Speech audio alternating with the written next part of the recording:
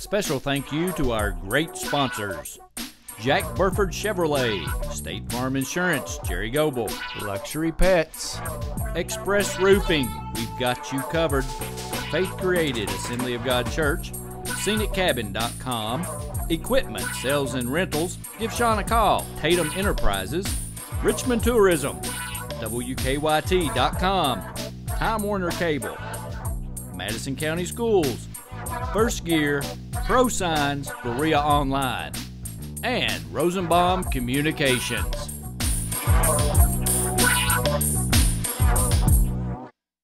Hey everyone, my name's Alex, and I want you to watch MadisonCountySchoolSports.com.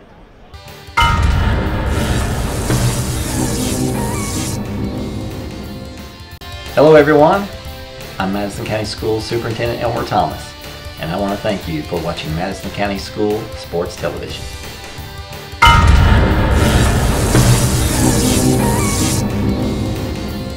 Follow Madison County School Sports Television on Twitter, or like us on Facebook, MCS TV, and of course, watch all of our videos on YouTube.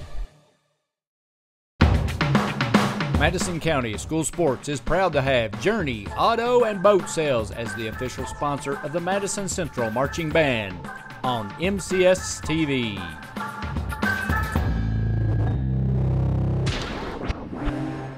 This program is sponsored by Cumberland Valley National Bank and Trust. Visit their new location in Berea.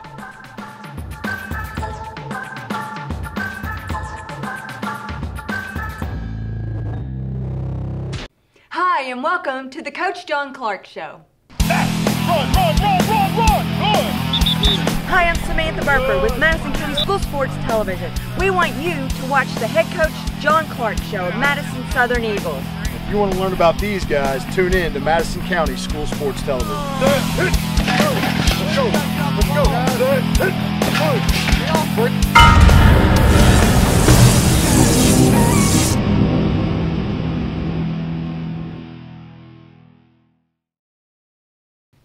Welcome back to the Coach John Clark Show. I'm Samantha Burford here with head coach John Clark of the Madison Southern Eagles. And Coach, we are almost to the end of the season. Past the beginning, past the middle, we are on our way. Are things going the way you expected them to go? I'm going to guess no. I don't know if I'd say expect is the word, but one thing I've learned in coaching is expecting the unexpected. That's right. Might be the best thing. And if that was the case, then yes, they've gone the way I've expected them to go. There you go. So, well, you had the big win over Lincoln County this past Absolutely. Friday night. That was an extremely important win. It was a huge win for the team. It made us playoff eligible. On top of that, it was a big win for our program in the sense that if you've been following this team, we're not the same football team on the field that was on the field week 1 through 3. Right. We've been decimated by injuries. We have a lot of young guys playing.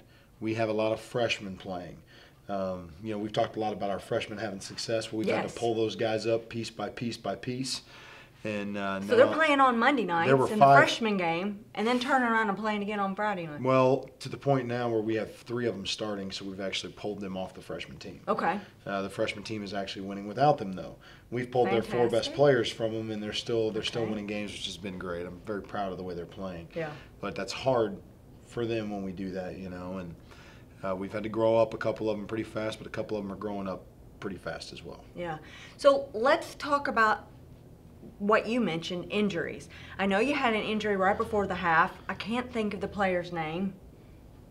You remember? It was Nate Eads. Okay. Nate How's Eads, he now? Nate's got a bad ankle sprain.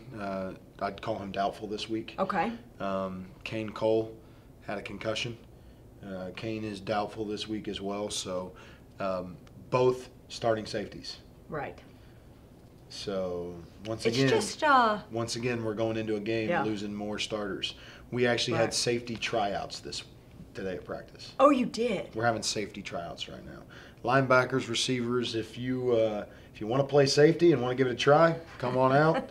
And right now, I think today we rotated 6 guys at 2 positions there to see who wants to play. Right. And how did it go? I mean, was it competitive? It's still Tuesday. Give me till Thursday to make that decision. But I mean, it can be as competitive as you want in practice, but when you're playing, I mean, the reality of it is two guys are going to play at safety Friday night that have not played much at safety. So, you know, you're going to have mistakes. It almost leaves you speechless. Speaking of injuries, let's keep going with injuries. As far as who do you have that was injured middle of the season that could possibly be back of your starters? At this point, most of the injuries that we've had, we've lost and won't be. So they're done the rest of the season. And we have a lot of guys playing not healthy too. So there's some guys that could very easily go from the hurt to injured list that are sticking around. Yeah.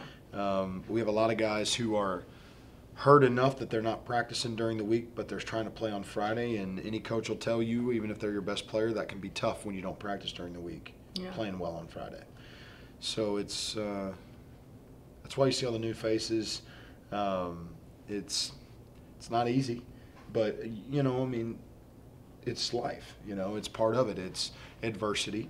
And is there a group of kids that still want to play and still want to win and still want to play hard? Yes, we proved that Friday night. Yeah. So the last time we talked, you guys had just had your ESPN game. You know, we were talking about the momentum of moving a whole new group of starters because you have so many young and that are injured. Right. Tell us what you're doing different in the last 2 weeks. Well, we're reteaching. You know, when you only have a couple days to prepare for an opponent and you're in school all day, you have very little time. And anybody will tell you this, anybody that coaches, you don't rep your 1s, 2s, and 3s all week. You don't have time. You'll be out of practice till 8 o'clock at night and work special teams. So your 1s get the majority of your reps in high school. 2s get occasional reps here and there. Your 3s don't tend to get reps. Okay. But we're to the point where our 3s and 4s are having to play. So we've had to give them the reps in practice and try to teach as we go. Some of your 3s and 4s in high school, we're talking about teenage boys now. Some of them sit back and pay attention and learn and listen. Some of them sit back and talk about what they're doing after practice and what went on at school today.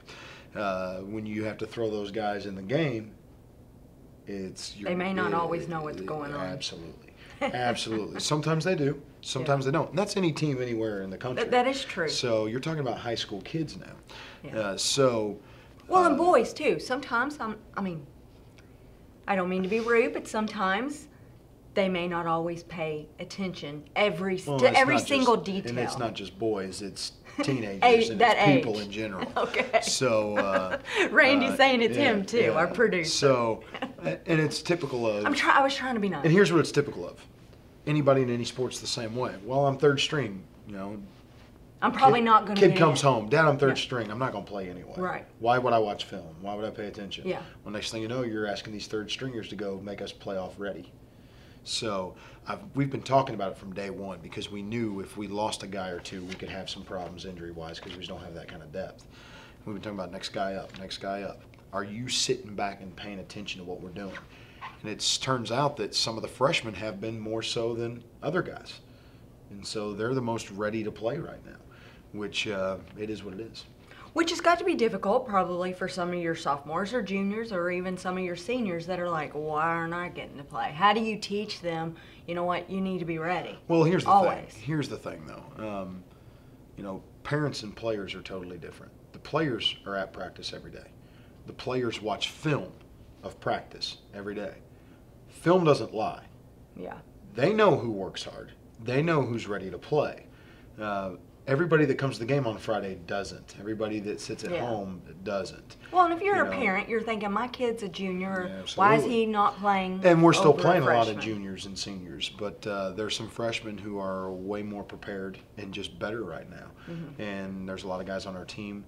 You know, we do shout-outs. We do things in our program where guys, you know, like for example, our Virtue of the Week this week is tenacity. And when I ask them who's tenacious on your team, well, Carter Smith is one of the first names that comes up. He's a freshman.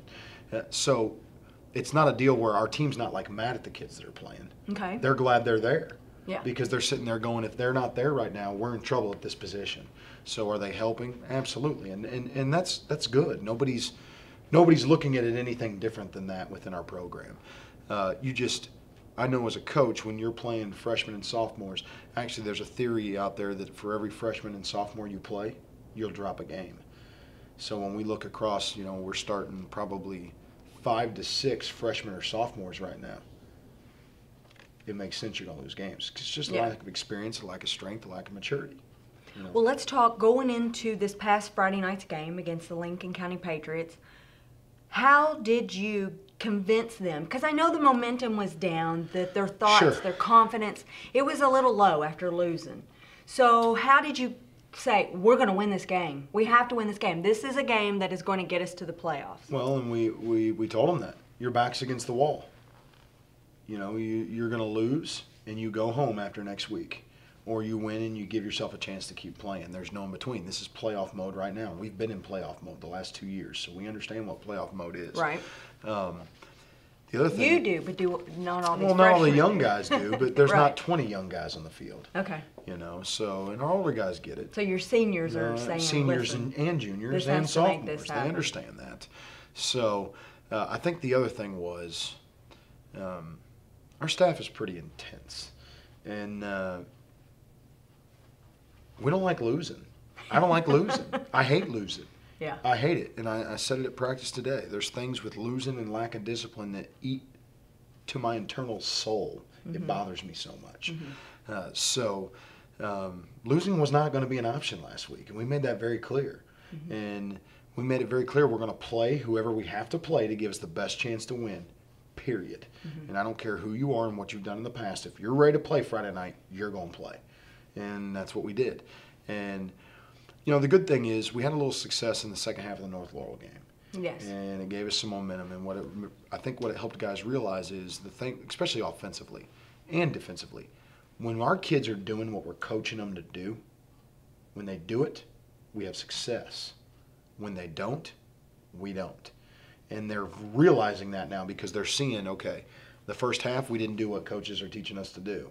The second half we did.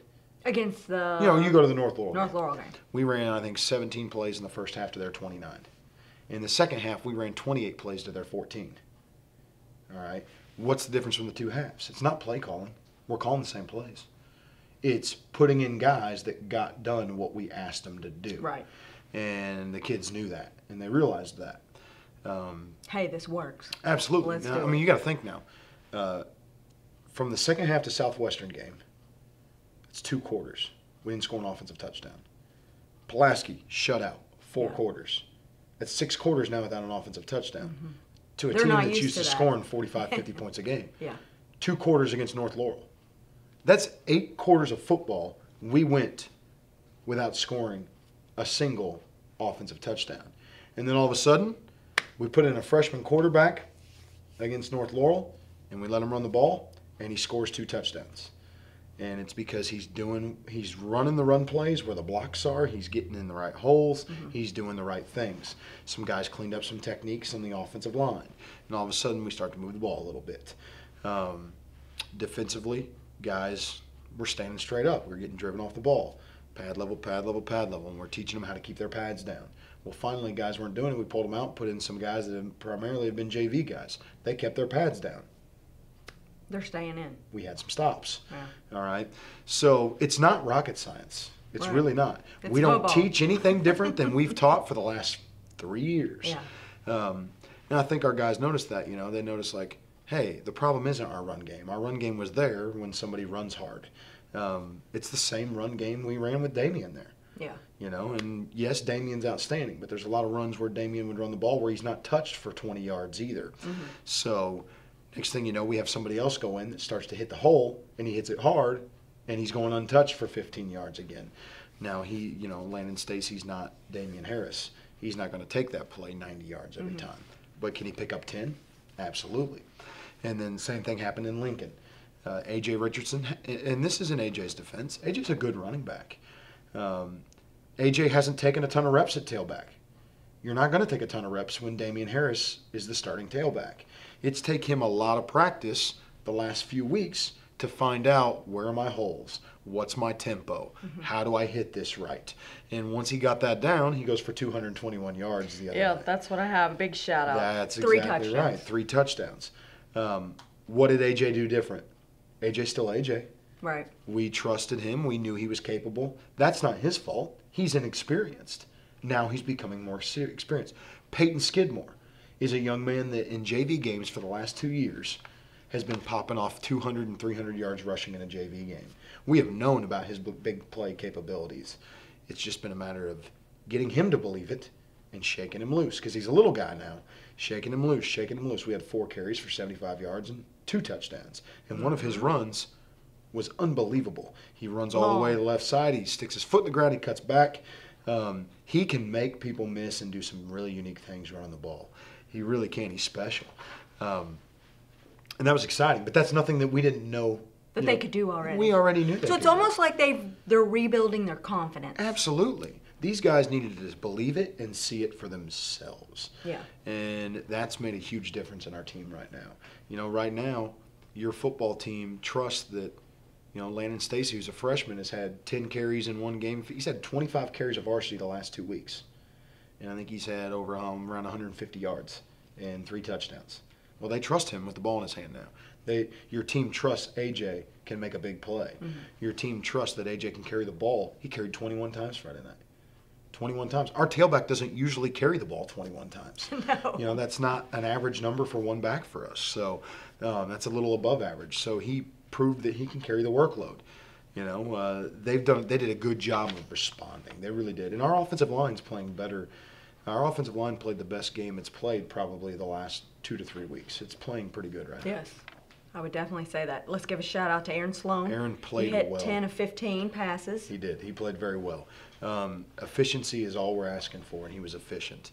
And he threw some nice balls, had a big touchdown that was called back as well on top of that. And, Aaron he had 1 touchdown, 1 interception. Well, that 1 interception, kid made a heck of a play on defense. Yeah. I mean, it's going to happen sometimes. So you can't fault him for that. No. Linebacker dropped in the right place, jumped and got a tip on the ball, and they caught it. That's going to happen sometimes. So very, very pleased with the way he played Friday. I mean, I really saw glimpses of what we know he's capable of doing in a game as well.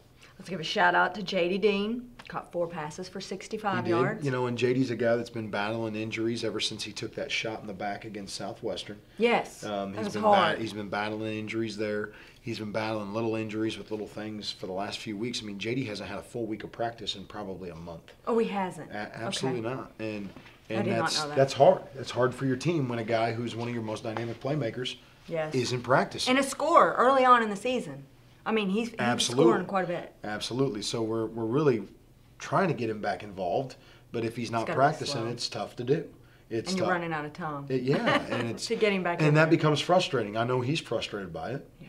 And it becomes frustrating all in all, but especially with him a senior. Right, but you can't just game plans have to be tweaked each week based on what a defense does. You can't just throw guys out there and timing on these motions and everything be perfect when you haven't done it all week. It's a tough thing to do. All right, let's give another shout out to your junior, Jared Simpson. 4 passes for 40 yards. Yeah, Jared's a converted quarterback. Jared played quarterback his first 2 years. Once he wasn't going to be in the top 2 of quarterbacks, we moved him to receiver and safety. I got a lot of respect for Jared. Jared's a young man that getting moved like that, a lot of kids would have said, this isn't my thing, I'm done. I've played quarterback my whole career, and now you've moved me, and this is BS. Jared competed. Jared was not the starter this season. He is just, through injuries and through work ethic, he's worked his way to the top. And he didn't drop a ball Friday night. And he's becoming a better blocker, and he's becoming a consistent guy. And Jared's a vocal leader now. He's learning how to be a better vocal leader too. Yeah. So I am proud of the way he has put himself in a position to contribute to the team, and we knew he would. I think Jared's rare today in the kind of kids that in general we deal with, and this isn't a knock on Madison Southern. This is youth. I've been doing this a while now. This is youth in general. Youth are quicker to turn to something else now than they used to, rather than just stay the course and compete. You see it in jobs today. Yes. I mean, our parents stayed in jobs for 30, 40 years. Whether they were happy or not. That's exactly right. Kids today want to take a job, be in it for a year or two, and then they want to be the boss. If they don't want to be the boss, they want to start their own company. Yeah. It's a different mentality now. It is. Jared's throwback in the sense that Jared was willing to stay the course. As long as I keep doing work, I'm going to get my chance. Yeah. And that's the kind of kid that he is. And if I was his parents, I would be thinking, if this was my if I was his parents, like I said, and his coach was saying this about my child, I would be so respectful and so considerate and just so well. And if you knew his parents, though, you'd know why he's this way. Yes, exactly. Because they're great people too. So I mean, it just. I would just sing your praises. We are very proud of him. I mean, our coaching staff, we talk about it all the time. Is just he's a kid that has stayed the course through position moves, and now is in a position where I mean he's had no catches, he's had no receiver playing time, and now through injuries he steps up and he's doing what the team needs. Well, before we go to break, let's talk about, you did something a little different this past week. Friday night, you were actually down on the sidelines. Absolutely. Now, for those of you that haven't watched all of our shows, early on we discussed Coach Clark decided at the beginning of the season that he was going to go up top on the press box, make the calls from the headphones. It had been working. Right. And that was what you really wanted to stay that course. Right. So what changed? What was different this game? Good question. A couple things. Number one being with more youth on the field, it was a staff decision. We all talked about it. There were a couple things that played into it. Our quarterback coach, who also coordinates the offense, Coach Skinner, he really does more with the passing game, and I do more with the run game. And he felt like he was seeing past stuff on film that we weren't picking up in the game. Just like last year, I was not seeing some of the run stuff I wanted to see. It's tough. Getting each other on the same page with that can be difficult, and we're better with that now than we ever have been. But the other thing is that I just, there's no easy way to say this, but I felt that we have been flat. Our team has been flat and emotionless. The last 2 weeks. The last 3 weeks. 3 weeks. Now, all right. I've been down on the field one other time this season. I came down the second half of the Southwestern game, and it was the most emotion I felt like our defense had played with all year. And I noticed that. And, I guess, I'm not going to sit here and say that's because I was on the field, but I think part of being a good coach is you have to be self-aware, and I think that I'm a decent motivator. I think it's one of the things I do well. I guess I never felt like I'm different. Like I don't need somebody to motivate me all the time. I'm already motivated. I forget sometimes kids need that, and we do that for them constantly. Right.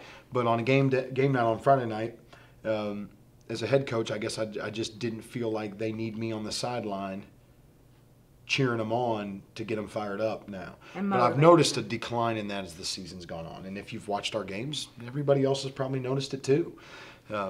We had more passion, more energy, and more excitement on the field Friday night than we've had all year. And I think that's carries over from, one, their backs are against the wall, and two, I can't be on the field and not be that way. So, and I know the linemen, I've got a close relationship with my line. They've been playing well, but I felt like there were some little things, if I could take care of them right in the middle of a drive, could make a difference. And if you notice, we sustained longer drives this past week than we have. It's because I can yell at my guard and say, stay on that guy, and I'm going to run the play again, and it's going to work. Yeah. And then we do that. But you passing that message with the headphones on through the speaker system, it doesn't always come across maybe with your coordinators, yelling at the messages come across, maybe not the intensity in which we need that to be in the way done. You would do it. And motivational way that you would do it. As coaches, you hope and want them to just do what you're telling them to do. That's not always the case. Sometimes you have to find other ways to motivate them. Right. So it worked.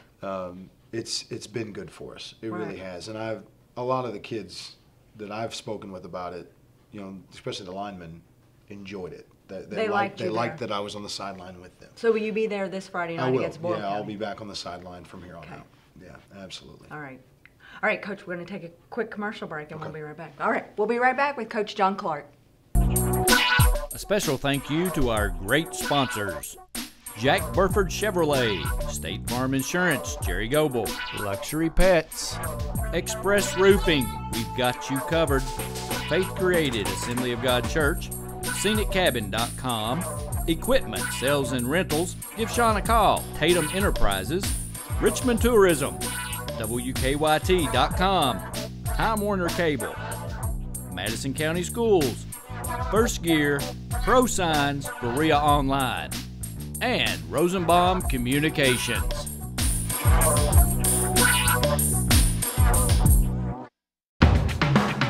Madison County School Sports is proud to have Journey Auto and Boat Sales as the official sponsor of the Madison Central Marching Band on MCS TV.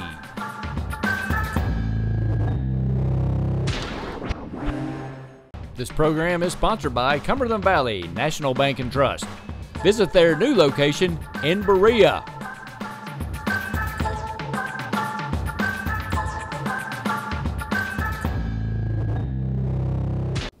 Welcome back to the Coach John Clark Show. I'm Samantha Burford. We're here at Cumberland Valley National Bank in Berea. We're at their new Berea location, and we thank them for letting us take over their lobby because, you know, you think they'd ever let us do it in the middle of the day? Well, you got to teach. Yeah, I don't know. It'd be kind of funny, people in line around us. Might be frowned on. It might be. You never know. But you've not given us any bank jokes today, so I've kind of been I don't waiting have on any, that, but you know, I was in here by myself a little bit earlier, and it was pretty spooky. Maybe it's because Halloween. Maybe. You know, that could be it. I thought you might bring a costume today, but you didn't. You're I- in football championship mode. I was gonna dress up as Mark Sinners and sit down, but I thought that might not That go would be over real that would well. not be nice. So, You didn't do it. I know. Next year maybe again when you play them again. Come There we dressed as go. him. There we go. You'll be at Central though next year, right? Yeah. So yeah, don't Yeah. do that. I'll do what you want. All right, we got to talk about Carter Smith again. Yeah. Wow. He has had a fantastic season. He's had a record-setting season as a freshman. Yeah. You know, and Carter didn't play much, hardly at all against Rockcastle. We played a half a game, and he played Yeah, it was very rained limited out. snaps. This young man has broken 2 school records he sits on right now in a season. He's sitting at 15 sacks in a season and 25 and a half tackles for loss. And we're not done yet. He's also pushing 100 tackles. Just talk about a kid that listens to everything we're teaching him, Yeah. and he just absorbs it. And he looks at you, and he just is focused on it, and then he Yeah. turns around and he does it. Yeah. And his As a coach, you gotta love it. I love coaching him. I love coaching him. I really do. And his efforts through the roof. Yeah. And as a freshman. Yeah, and So just he's think of the gotten big so things much to come. stronger working out this season. You know, he's got a very, very, Think how big he's going to be by the time he's a very senior. bright future. You know, there was a play in the game last week where he hawks down their fastest player from about 50 yards down the field, across the field. Yeah. And usually, you know, you see a guy get run down like that, they get run down from a small guy that dives at their ankles. Yeah. Not a 200-pounder that comes out of nowhere, catches him, and runs up on him enough to come Scare him. across with the club And take the ball. and knock the ball out. Yeah. And that was a game changer. That was a momentum-changing play for our team. And it's just, he's done that all year. I mean, I can't say enough about how he's played. And how much of a pleasure it is to coach that young man. I'm glad he's on our team for the next couple years because I think so. I have a feeling there's going to be a lot of talk about him coming up. I think long. you're right. And let me tell you something. The press box, we were going crazy. We were like jumping up and down and like, did you see that? Did you see that? And well, you should see it on film. And then we had to look at his number because we were like, who was it? I mean, you don't think it's going to be him? No. I know. You're looking for A.J. Richardson or Peyton Skidmore when that guy's Yeah. just as fast as those two. Yeah. I mean, he's was very fantastic. gifted. He's very gifted. He knows it, and he works hard.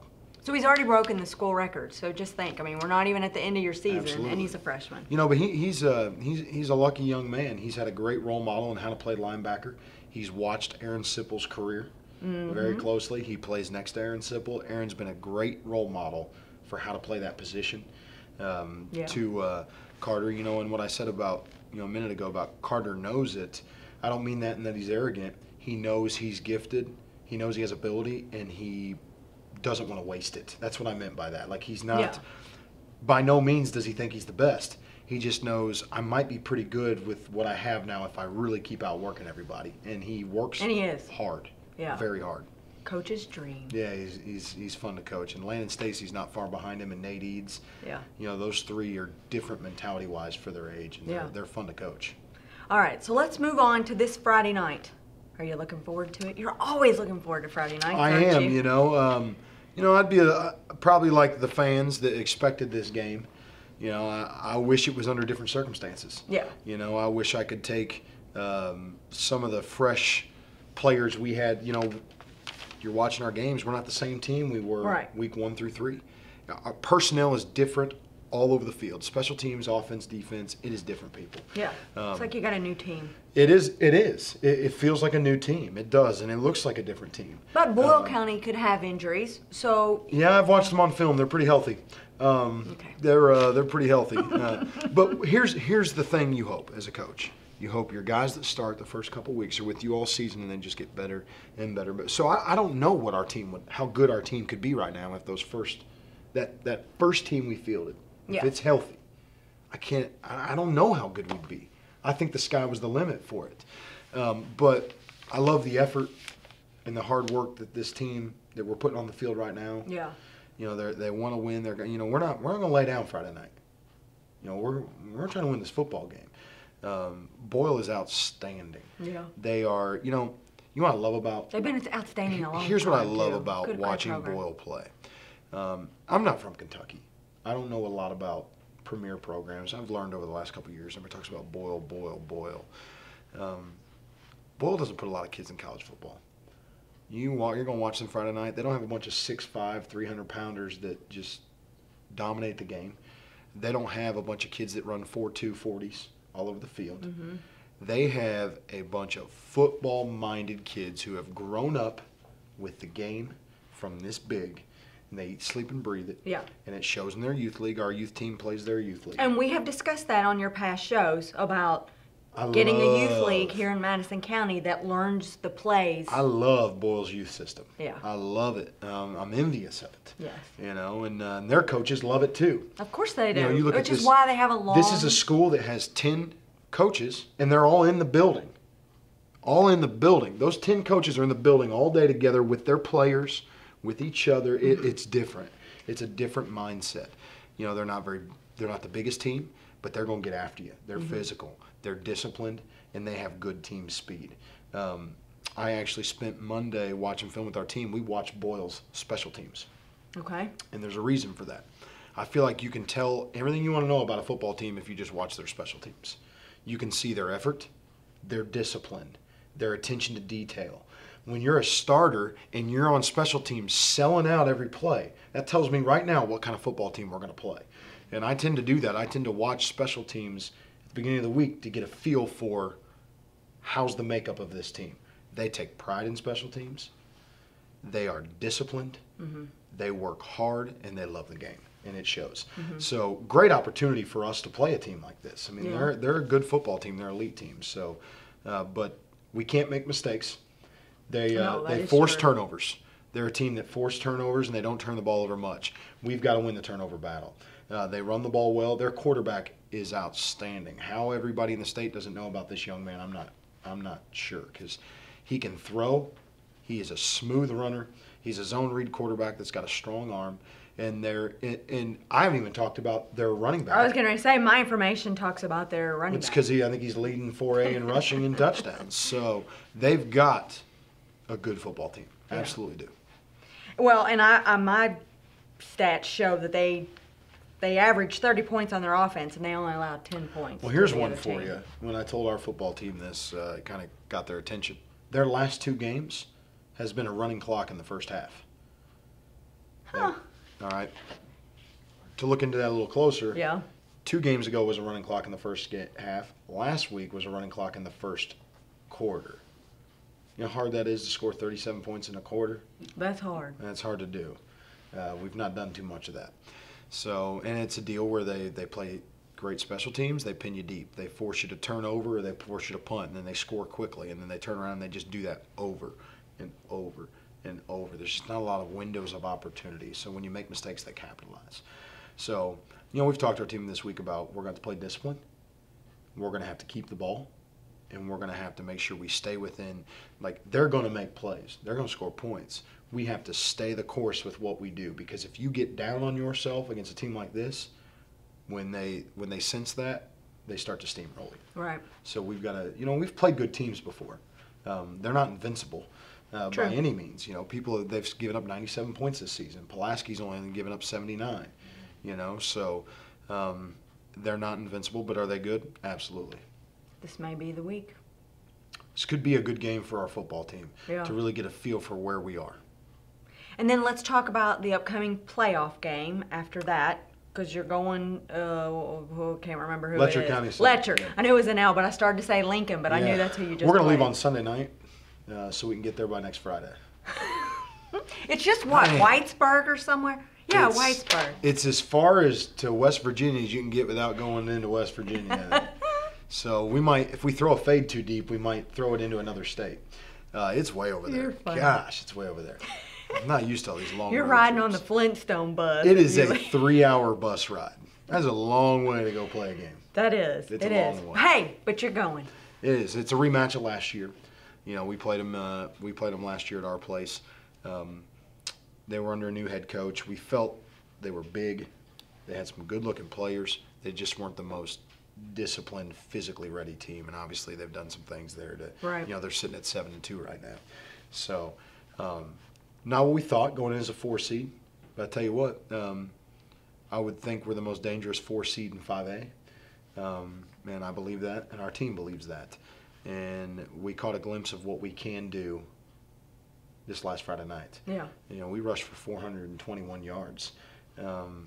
And that's something that nobody thought this team could do without its All-American running back. Right. And it's taken us time to get to that point, but we did. You know, we forced some 3 and outs on defense. Now, 2 injuries, you know, did we give up a lot of points Friday? We did. When both your safeties go down and you have linebackers having to play pass coverage, you're going to have some liability, and that's exactly what happened. Yeah. So, you know, and there's not a whole lot of fixes you can do in a game to call timeout and teach them how to backpedal and play cover 3 when that's not something they've done all week. So we just had to get through the game. Yeah. You know, but, you know, hopefully we get some secondary guys back over the next week here, and we can go into that Letcher game completely healthy. Would be really nice. Sounds good to me. It's a whole nother season. You know, Yes. technically the season's just now starting. That's true. Next Saturday the season begin starts. again. The season starts, and we traditionally have we've peaked in the playoffs every year we've been in it. We've played our best football our last couple games. Which, as a coach, that's what you want. That's all we want. That's what you if can you can ask play for. your best football your last couple of games, I'll take a team that can do that any day. Yeah. So that's what we're working towards. Anything else before we close? Happy Halloween, trick or treat safely. There's going to be a trunk or treat at Southern on Friday night after the Eagle Walk. So come on by and dig into candy, Some good I guess. candy. Yeah, Just absolutely. don't eat it before the And game. if you go out trick or treating, which I don't blame you, I probably would too. Feel free to come by at halftime and catch the second half of the game. There you go. Because it's okay. That's all right. Just come. in your costumes. Just come. Hey, that'll be fun. I thought about. Can I come at halftime, interview you in my Absolutely, costume? Absolutely. Okay. You know, That's smart. I suggested to one of the assistants at Boyle, who's a good friend of mine. I said we should have a costume competition between the staffs, but he didn't think that'd go over real well. No, with he them, thought but, the kids might make fun of you. Yeah, but we were ready to go. We were ready to go. Well, if I find a good costume, I may come out in it. They Everybody's may make fun more of than me welcome too. to. Everybody's more than welcome. I think they've already made fun of me a little bit, right? When they tease you and spoof you and me both, you know. You've told me the stories where the team's been spoofing us. Yeah, it happens Yeah, sometimes. that means they're watching. Yeah, Hey, it they happens want to know sometimes. what you're saying about them. After we had Aaron and Damien on, everybody wanted to change the name of the show to the Aaron Sipple Show or the Damien Harris Show. Of course they did. And then Oh, we can change it to the Samantha Burford Show. there you go. I'm just kidding. There you go. Just kidding. That'd be you cashing in on this this deal. Yeah, from the bank. Yeah, that was my Ding bank. That was ding! my bank His joke. one right there. I got it in. And we'll close the show with that. So happy Halloween, like Coach Clark said, and thanks for watching. And Coach, great season so far. We're really excited about the playoffs, and good luck this Friday night. We're gonna finish strong. All right. Thanks for watching.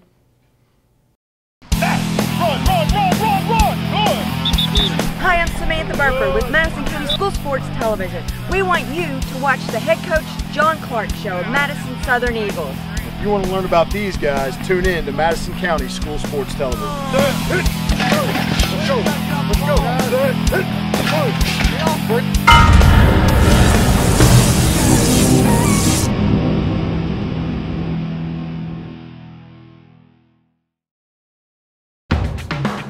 Madison County School Sports is proud to have Journey Auto and Boat Sales as the official sponsor of the Madison Central Marching Band on MCS TV.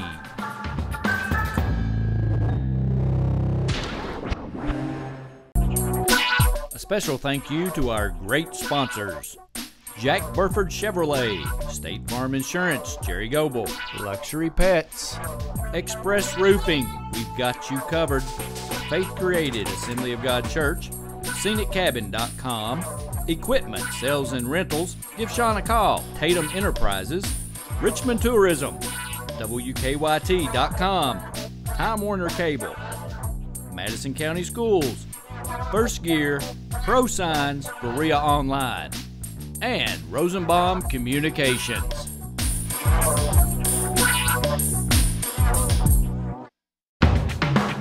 Madison County School Sports is proud to have Journey Auto and Boat Sales as the official sponsor of the Madison Central Marching Band on MCS TV.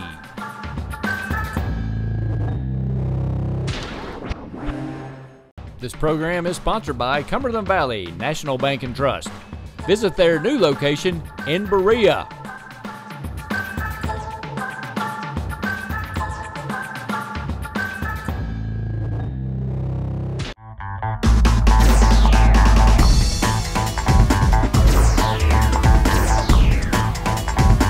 Oh, there you go. You got time. Go right.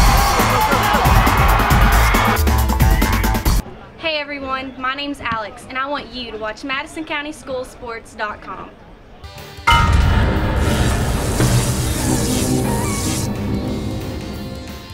Hello everyone, I'm Madison County School Superintendent Elmer Thomas, and I want to thank you for watching Madison County School Sports Television.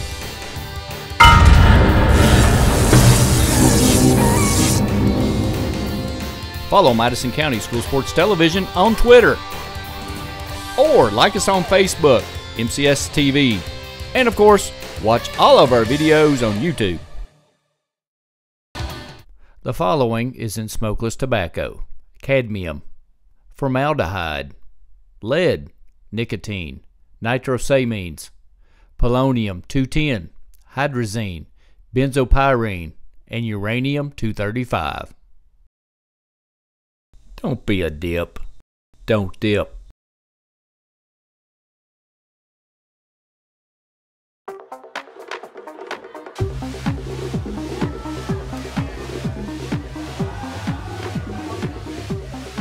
According to the Centers for Disease Control, the definition of binge drinking is having 5 drinks over the course of 2 hours.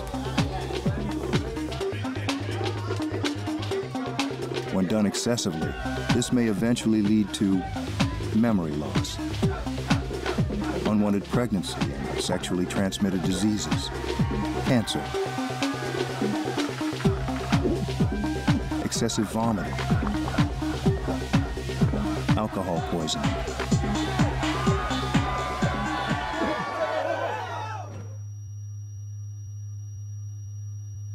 and possibly death. Nathan, can you hear me? If you don't want to swallow any of this, chances are the next tube you put in your mouth won't be a good time.